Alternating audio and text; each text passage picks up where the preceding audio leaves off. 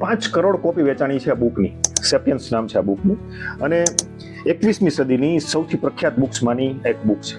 એમાં માનવ જાતિના ઇતિહાસ વિશે વાતો કરી છે યુએલ નોઆ હરારી, અને એમાં એવું લખ્યું છે લેખકે કે માણસોને કોઈ પણ વસ્તુ સમજવી હોય કે યાદ રાખવી હોય તો હંમેશા વાર્તાઓ એટલે કે સ્ટોરી દ્વારા યાદ કરે છે.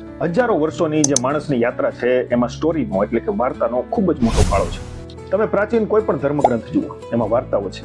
ઉચ્ચ પ્રકારની ફિલોસોફી હોય કે જીવનનો મહત્વમાં મહત્વનો ધર્મ હોય, એ સમજાવવા માટે એમાં વાર્તાઓનો સહારો લીધો છે. એનું મૂળ કારણ એટલું જ છે કે સામાન્ય માણસો એ વાતોમાં વિશ્વાસ કરી શકે. એક નાનું એવું એક્ઝામ્પલ આપું કે તમે તમારા છોકરા હોય, નાના બાળકો હોય, એને તમે ઘણીવાર કહેતા હોય કે ચૂપ રહેવું જોઈએ, આપણે એવી ક્રિટિકલ મોમેન્ટ હોય ને બોલવું ન જોઈએ.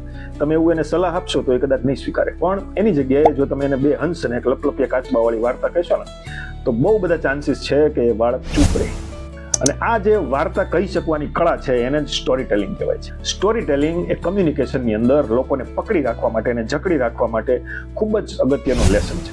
અને સ્ટોરી ટેલિંગના માસ્ટર અત્યારના જ આપણા સ્ટેન્ડઅપ કોમેડિયન, જોકે હું તો એને સ્ટેન્ડઅપ કોમેડિયન કહેતો જ નથી, ઝાકિર ખાન, કે જે ગજબના સ્ટોરી ટેલર છે. એના ન્યુયોર્કમાં કે બર્લિનમાં કે આપણા બેંગ્લોરમાં જે હાઉસફુલ શો થાય છે એ શેની દેન છે? એની સ્ટોરી ટેલિંગની દેન છે. કોમેડી તો ઘણા બધા લોકો કરે છે, પણ એના જેવી સ્ટોરી ટેલિંગ કોઈ નથી કરતું. તમારે જો સ્ટોરી ટેલિંગ શીખવું હોય તો હું તમને ખાલી એનો તથાસ્તુ વાળો એક એપિસોડ છે, એમેઝોનમાં અથવા તો તમને મળી જશે, તમે ગોતજો, બરાબર? એ તમે જોજો, તમને ખ્યાલ આવશે કે સ્ટોરી ટેલિંગ કોને કહેવાય. તમે જે વસ્તુને લઈને શરૂઆતમાં એના ઉપર મજાક કરશો કે હસતા હશો, એ વસ્તુને એ વ્યક્તિ એવા પર્સપેક્ટિવ તમારે બદલાવી દેશે કે એન્ડમાં તમને એ વસ્તુ યાદ કરીને રડવું આવશે. આને કહેવાય સ્ટોરી ટેલિંગની તાકાત. તો આવા કોઈ મહાન વ્યક્તિ અથવા તો પ્રખ્યાત કિસ્સાઓ વાંચો અને ફોલો કરો અને એમાંથી શીખો સ્ટોરી ટેલિંગ.